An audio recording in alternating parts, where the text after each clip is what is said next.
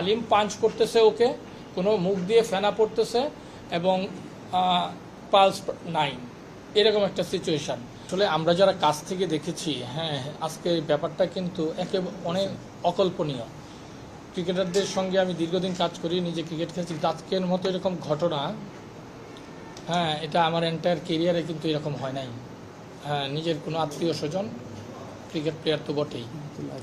সকালে টস করলাম, তামিম আসলো, রাফসান আসলো, দুই টিমের ক্যাপ্টেন। টস করে কিন্তু সম্ভবত ক্যাপ্টেনরা চলে যায়। তো গতকালকে আমাদের একটা মিটিং ছিল, সো সেই প্রেক্ষিতে তামিম আর আমি প্রায় আফটার টসের পর 3-4 মিনিট কথা বলি, 3-4 মিনিটের মতো কথা বলি আমরা। তো কথা বলার পরে তো ও ড্রেসিং রুমে চলে যায়, আমি আমার দায়িত্বে চলে যাই। ম্যাচও কিন্তু স্টার্ট হয়। ম্যাচ স্টার্ট হওয়ার প্রায় এক্সাক্ট টাইমটা বলতে পারতেছে আধা ঘন্টা 40 মিনিট পরে এনাম ফিজিও মোহামেডান স্পোর্টিং ক্লাবের আমাকে ফোন দিল, Tamim Iqbal feeling pain to his chest, so we want to shift him to the hospital. সঙ্গে সঙ্গেই আমাদের মাঠে অ্যাম্বুলেন্স ছিল, তামিমের গাড়িটাও সম্ভবত ছিল। আমি দেখলাম যে তামিম গাড়িতে উঠে চলে গেল। আমিও সঙ্গে সঙ্গেই কিন্তু অ্যালাউ করা হলো, চলে আসলো। চলে আসার পরে আমরা খবর নিচ্ছি যেখানে কী অবস্থা সব কিছু। তো বলতেছে না, মোটামুটি ভালো। আসার পরে ডাক্তার ইসিজি করালো, হ্যাঁ, আমাকে বললো যে ইসিজি করালো, তারপরে সম্ভবত ক্লোফেনাক জাতীয় বা সামথিং, আমি এটা মনে করতে পারতেছি না। তো একটা ট্রিটমেন্ট করালো। ট্রিটমেন্ট করানোর পর যেটা আমি ট্রেনারের কাছে ডক্টরের কাছে যেটা শুনলাম যে ডাক্তার কিছুক্ষণ বলছিল থাকবার জন্য। তো তামিম নিজে থেকে বলতেছিল না, আমি ঢাকায় শিফট হতে চাই। তো ঢাকায় যখন শিফট হতে চাই তখন ইতিমধ্যে সে তার ফ্যামিলি মেম্বার এবং হেলিকপ্টারের সঙ্গেও কথা বলে হেলিকপ্টার শিফট করবার জন্যে। হ্যাঁ, ওই সময়টাতে কিন্তু আমি মাঠে, আমরা ডাক্তার, আমাদের যে বিকেএসপি ডাক্তার ছিলেন এবং আমাদের ডালিম ছিলেন ট্রেনার, তার সঙ্গে কমিউনিকেশন ছিল। সো পরে যখন হেলিকপ্টার আসতেছে শুনলাম, আমাকে হেলিকপ্টার ম্যানেজার ইনফর্ম করলো যে সম্ভবত হেলিকপ্টার এসে তামিমকে নিয়ে যেতে পারে, মোহামেডান টিমের ম্যানেজার শিপন ভাই। তো সঙ্গে সঙ্গে আমার ক্লিক করলো, আমি আমার গাড়ি যেটা ছিল এটা নিয়ে আমরা আসলাম 1 নম্বর মাঠের দিকে। তো 1 নম্বর মাঠের যে উল্টো দিকে যে আপনার রানিং যে ট্র্যাক রয়েছে, ওই ট্র্যাকে হেলিকপ্টার ল্যান্ড করলো, অ্যাম্বুলেন্সটা গেলো, পেছনে আমার গাড়িটা গেলো। যাওয়ার পর আমরা যখন কাছে গেলাম, তামিম মানে কোনো কথা তো নাই, কোনো প্রকার জ্ঞান নাই, অচেতন অবস্থায়। তখন ডাক্তার, আমরা কিন্তু খুব ভরকায় গেছি যে আমরা কেন হেলিকপ্টারে তুলবো না গাড়িতে রেখে আমরা কী করব। ডাক্তারকে সঙ্গে সঙ্গে জিজ্ঞেস করেন, ডালিম পাঞ্চ করতেছে ওকে, কোনো মুখ দিয়ে ফেনা পড়তেছে এবং পালস নাই, এরকম একটা situation. Vision hot and cool AC 4-way solenoid valve টেকনোলজিতে হিটিং ও কুলিং দুই মোডেই কাজ করে সমানভাবে। Vision hot and cool AC. তো ডাক্তারকে জিজ্ঞেস করেন, ডাক্তার আপনি ইমিডিয়েট সিদ্ধান্ত দেন যে আমাদের কী করা উচিত। বলছে আমরা যদি হেলিকপ্টার নিই, it will take lot of time, he will miss the treatment, সেটা মেসিভ কিছু হতো, আমরা বরঞ্চ আবার এই হসপিটালে ফিরে যাই। সঙ্গে সঙ্গেই আমরা ডিসিশনটাকে কুইক নিতে হয়েছে, নিয়ে আমরা এই হসপিটালে আসলাম। আসার পথে রাস্তায় কোনো জ্যাম ছিল না।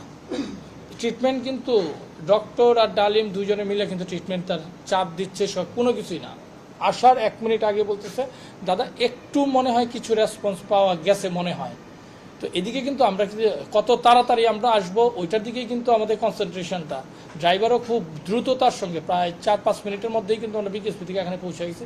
এর মধ্যে আমি ক্রিকেট বোর্ডের প্রেসিডেন্ট মহোদয়, তাকে জিনিসটা জানাইলাম। আমি যেহেতু আমি ম্যাচ রেফারি সিওর সঙ্গে কথা বললাম যে আমরা আসার সঙ্গে সঙ্গে যেন আপনি এখানে যোগাযোগ করেন, আমরা আসার সঙ্গে সঙ্গে যেন আমরা ট্রিটমেন্টটা পেয়ে যাই।